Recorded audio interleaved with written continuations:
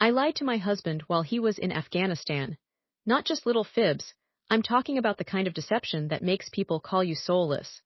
The internet thinks I'm just another dependapotamus who couldn't keep her legs closed while her man was downrange. They don't know the half of it.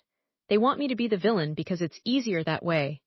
But the truth is, I was trying to save his life while he was busy saving everyone else's. I've lost my marriage, my home, and every friend I ever made on base. The scariest part is that if I had to do it again, I might make the same choice. So here's the whole ugly story, including the part about the 47,000 and the forged power of attorney. By the end, you'll probably hate me too. At least you'll know why I did it. My father died in uniform before I learned to drive, so I knew the cost of service better than most wives. When Jake deployed with the 101st, I didn't cry at the send-off. I stood there in my sundress, spine straight, waving like I'd been taught. My vulnerability wasn't weakness. It was this terrible, specific knowledge of what could happen over there. I knew which notifications meant death and which meant injury. I knew the difference between a ramp ceremony and a dignified transfer. That knowledge made me capable in a crisis, but paranoid as hell. Jake's unit was supposed to be in Coast Province for 9 months, doing advisory work. We were 3 years married, no kids yet, living in Fort Campbell housing. His mother called me the week after he left, her voice tight with panic. His younger brother had wrapped his truck around a tree in Kentucky, DUI, needed bail money and a lawyer. The family didn't have it. Jake's sergeant's salary barely covered their existing bills. Don't you dare tell him, his mother begged. His head needs to be in the fight, not worrying about us. That's when I made the first decision that seemed small. I'd just look into a loan. Not actually take one, just see what our options were. The problem was, my credit looked like a war zone because I'd let Jake handle the finances and he'd forgotten to pay a few cards. His name was on everything important. Mine was just on the Target card and the cable bill. I went to the lender just off post, the one with the neon sign that promised fast cash for military families. The guy behind the desk, Mr. Davies, had a fade haircut and a smile that didn't reach his eyes. I told him I needed to think about it. He gave me his card and said to call any time. That night, I looked at Jake's picture on our dresser, dusty from the fan, and I thought, what's one little secret if it keeps his family afloat? The next day, I walked back in and signed for a $5,000 loan against Jake's upcoming paycheck. Mr. Davies asked for Jake's power of attorney. I handed over the one we'd notarized before deployment, which gave me broad financial authority. I rationalized it as protecting Jake. Why distract him with money problems when I could just handle it? The payment schedule was $600 a month, which seemed manageable with his combat pay. By week 3, Tyler's legal fees had ballooned to $8,500. The lawyer wanted more or he'd walk.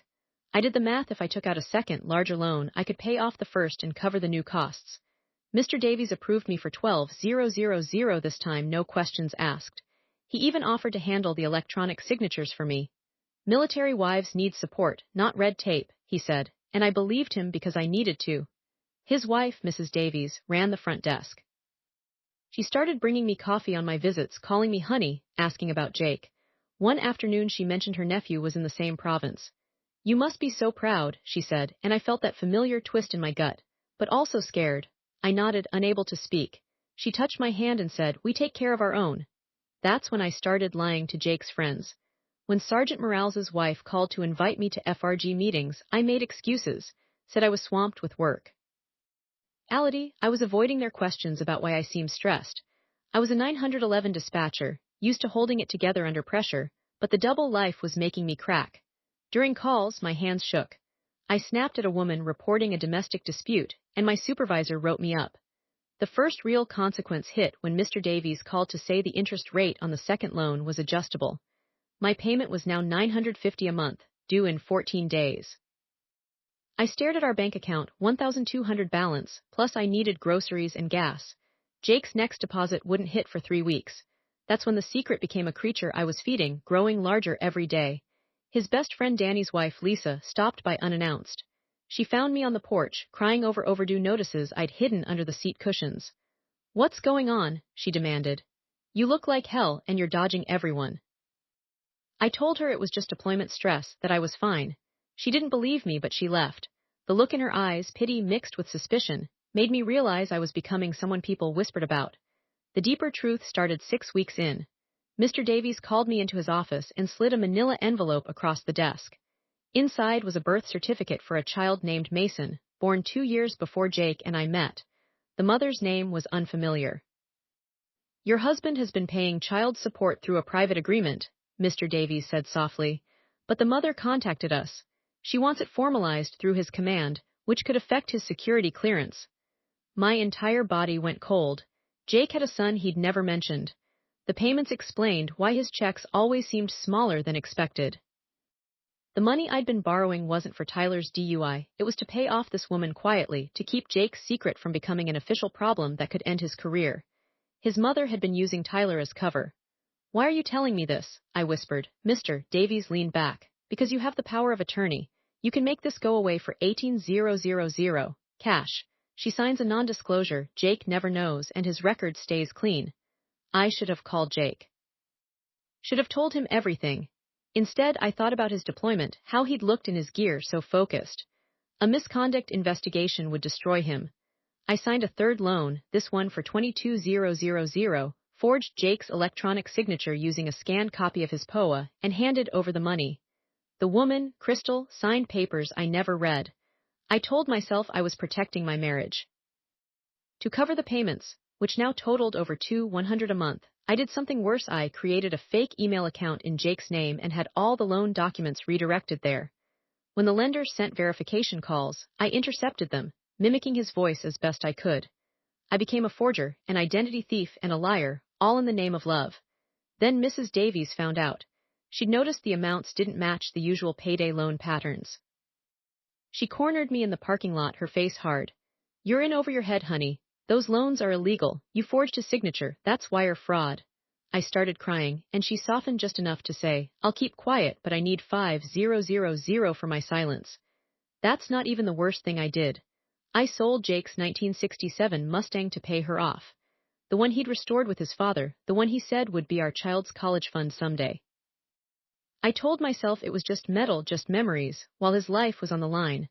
I posted it online, lied to the buyer about the title status, and pocketed $8,500 cash. The rest went to keep up with the loan payments that were swallowing me whole. By month 5, I'd stopped answering Jake's video calls 3 times a week, claiming connectivity issues. I couldn't look at his face. His emails went unread for days. He sent care packages, my favorite coffee, a scarf he'd bought at a bazaar, and I left them unopened, the guilt making me physically ill. His sister messaged me on Facebook, he's worried sick. What's wrong with you? I blocked her. The Davies situation spiraled when Mr. Davies suggested I take out loans in other wives' names, using the POAs they kept on file for emergencies. You're helping them too, he said. Everyone needs a safety net. I realized I was becoming bait in a larger scheme, but I was too deep to climb out.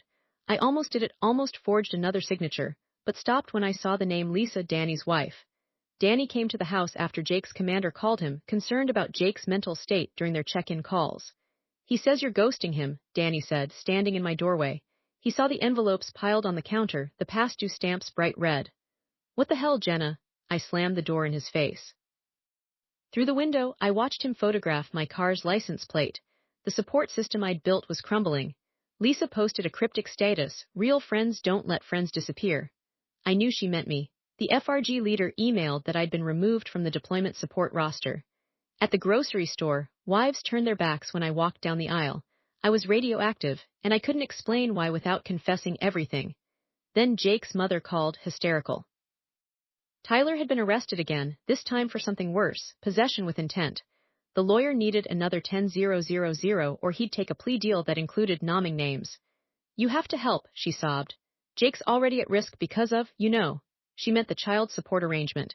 I hung up on her and threw my phone against the wall. Someone got hurt because of my lies.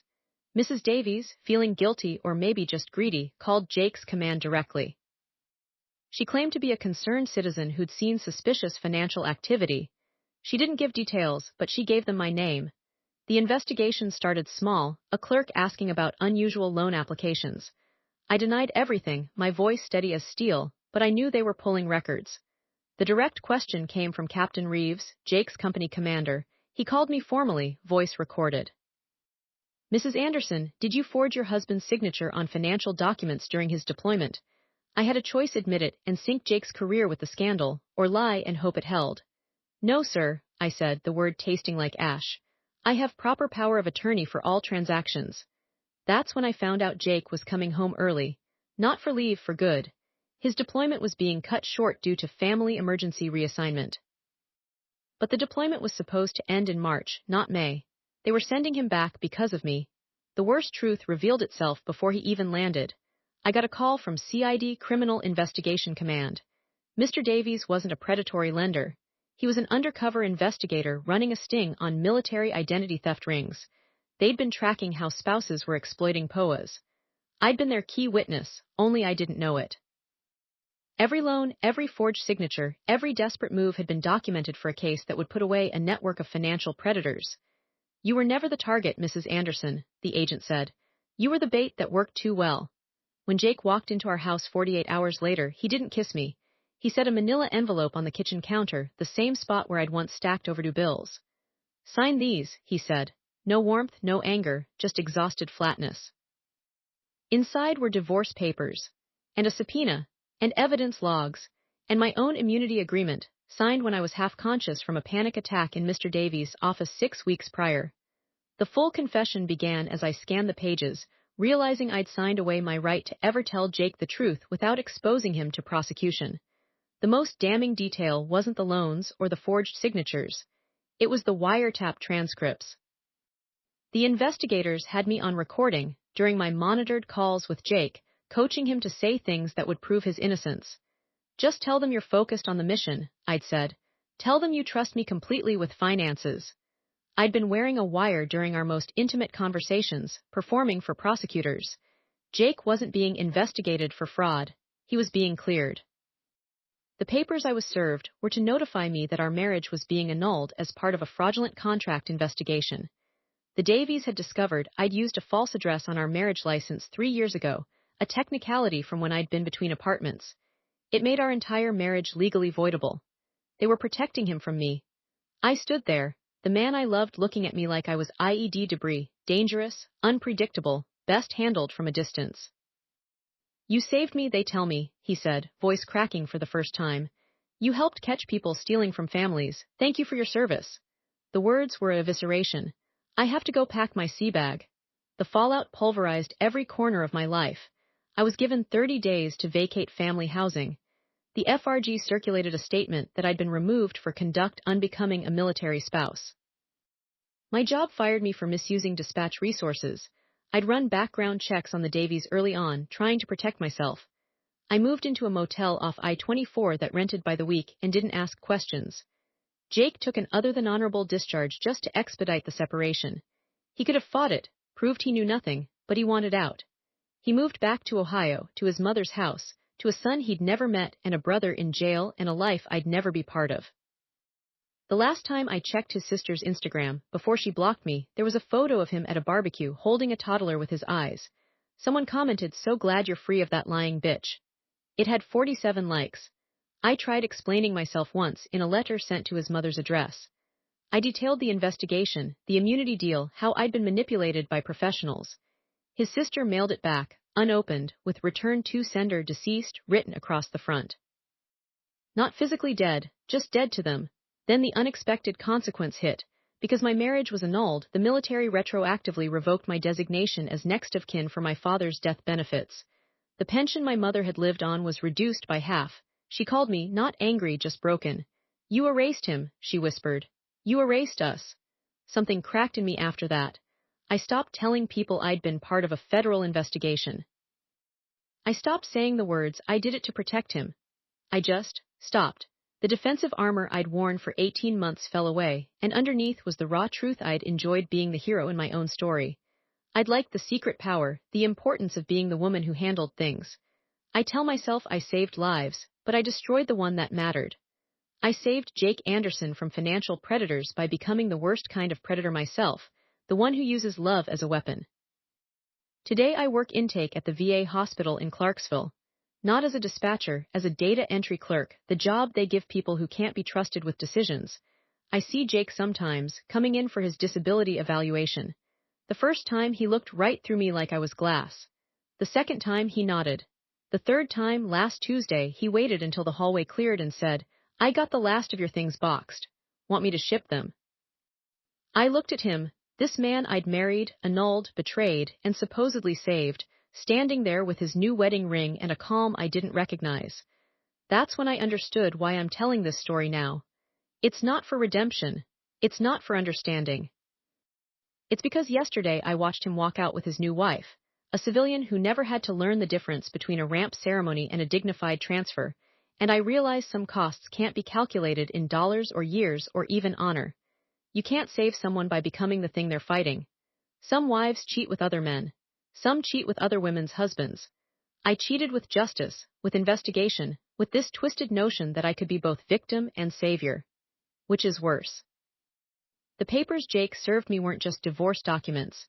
They were a bill for services rendered, protection I never asked for, delivered by a wife who was never really his. Judge me if you want. God knows everyone else has. But at least now you know the full cost of a secret. It isn't measured in deployments or dollars. It's measured in the moment your husband looks at you and says thank you for destroying our life in order to save it. And you can't even argue, because deep down, you're not sure if he's wrong.